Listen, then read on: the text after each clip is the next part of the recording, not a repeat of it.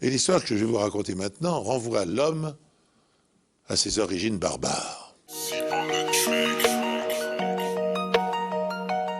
Les histoires de meurtre n'ont jamais été autant populaires qu'à l'heure actuelle. Beaucoup d'entre nous sont littéralement accros. Et ça, sous n'importe quel format. Les documentaires, les podcasts, les séries sur les crimes. On veut connaître le moins de détails, que ce soit l'histoire du meurtre, mais également la psychologie du tueur. Moi-même, je suis une très grande consommatrice, notamment du podcast Tueur en série sur la plateforme Spotify. Mais d'où vient cette fascination? Pourquoi cette envie d'histoire de meurtre, de désespoir et de tragédie? Je suis Blachette, bienvenue sur ma chaîne.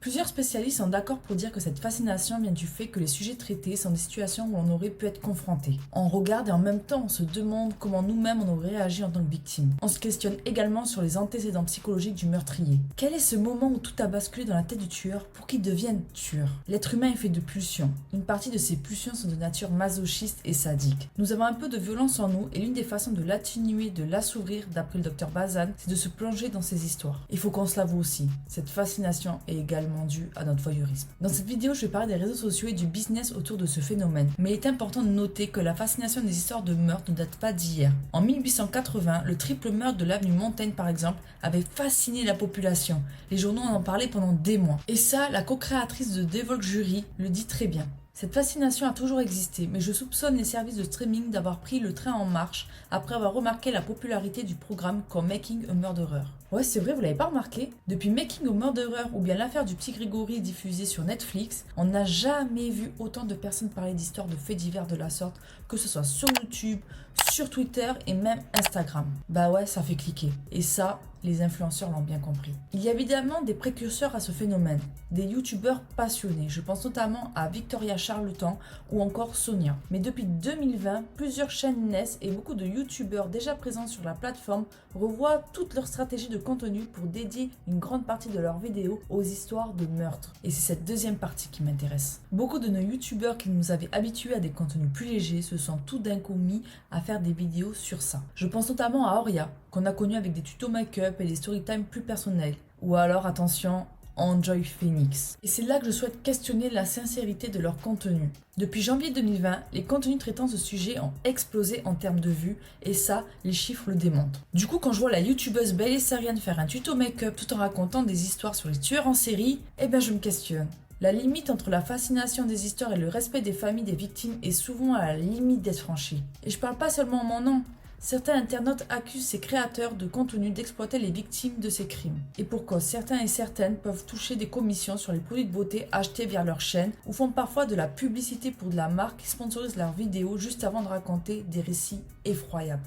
A big thank you to Audible for partnering with me on today's video, but most of all, a big thank you to you guys, because without you, I wouldn't be here right now. And that's a fact. We're going to talk about a very awful story. Oh my gosh, wow. Et là, vous allez sûrement me dire non mais Blachette, t'abuses.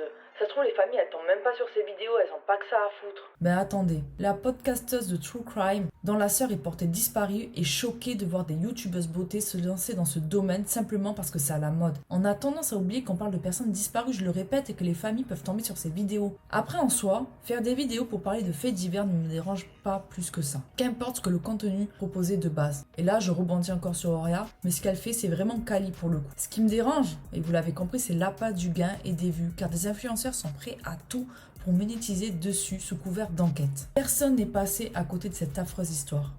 Un couple et ses 4 enfants ont donc disparu à Nantes depuis le début du mois. L'affaire du pont de Ligonnès. L'enquête est d'ailleurs encore en cours car le meurtrier est toujours en fuite depuis 2011. Et vous l'avez compris, ça fait parler, ça fait cliquer et d'autres personnes l'ont compris. Des influenceurs sont prêts à buzzer sur cette affaire. Récemment, un Instagrammeur a posté cette photo qui paraît anodine au premier abord, mais quand on zoome, on voit un homme derrière, d'une quarantaine, cinquantaine d'années, avec des lunettes. La toile s'est empressée de faire le rapprochement avec le meurtrier. On a pris des photos et regardez qui était derrière.